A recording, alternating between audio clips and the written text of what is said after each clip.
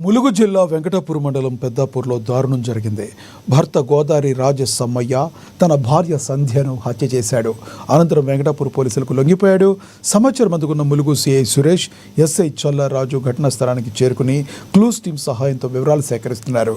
కోయ జ్యోతిష్యుల మాటలు విని హత్య చేశాడని స్థానికులు అనుమానిస్తున్నారు. పోలీసులు కేసు నమోదు చేసుకుని దర్యాప్తు చేపట్టారు.